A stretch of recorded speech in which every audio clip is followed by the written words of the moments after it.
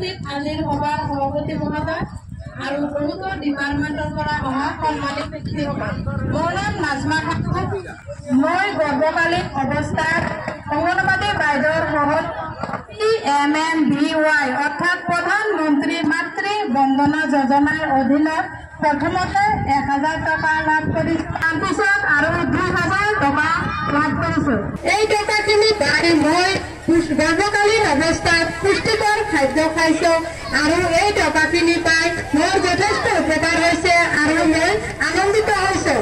শিশুটি জন্ম হোৱাৰ পিছত মই আকৌ 2000 টকা লাভ কৰিছোঁ আৰু সেই টকাখিনি পাই মই PMMBY আঁচনিৰ অধীনত মুঠতে 5000 টকা লাভ কৰিছোঁ। আৰু মোৰ নিচিনা আমাৰ গাঁৱতো বহুতো মাতৃসকলে প্ৰধানমন্ত্ৰী মাতৃ বন্দনা যোজনাৰ অধীনত এই টকাখিনি লাভ কৰিছে। আৰু মোৰ শিশুটিৰ বয়স এতিয়া 3.5 বছৰ। শিশুটি ডেইলি অংগনবাদী কেন্দ্ৰত যায় আৰু অংগনবাদী কেন্দ্ৰটোত ৰাতিপুৱা 8 বজাৰ পৰা দুপৰীয়া 12 বজালৈকে চলি থাকে।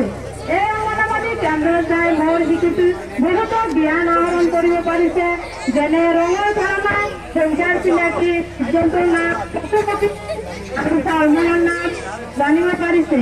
আৰু এই কেন্দ্ৰত যাই মোৰ শিশুটি বহুত কৰিব পৰা শিকিছে। আৰু মোৰ শিশুটি কেন্দ্ৰত যাই বিভিন্ন ধৰণৰ বিকাশ হৈছে, যেনে শাৰীৰিক বিকাশ, সামাজিক বিকাশ, ভাষাৰ বিকাশ আৰু বৌদ্ধিক বিকাশৰ উন্নত হৈছে। মই প্ৰধানমন্ত্ৰী বিষয়াক অনুৰোধ জনাওঁ যে এনেকুৱা PMMBY আঁচনি যাতে সকলো সময়তে দি থাকিলে আমাৰ মহিলাসকলৰ বহুতো উপকাৰ হ'ব।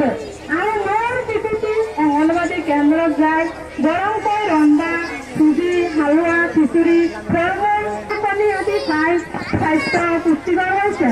পুষ্টিকৰ খাদ্য খাই স্বাস্থ্য ভাল হৈছে। আৰু মই PMMBY আঁচনি আমাৰ গাঁৱত বহুতো মহিলাই পাইছে। প্ৰধানমন্ত্ৰী মাতৃ বন্দনা আঁচনি যিসকল মাতৃসকলে আবেদন কৰা নাই সেইসকল মাতৃসকলক মই কওঁ যে অংগনবাদী বাইদেউৰ সহযোগত সেই বাইদেউসকলে যাতে আবেদন কৰি লয়।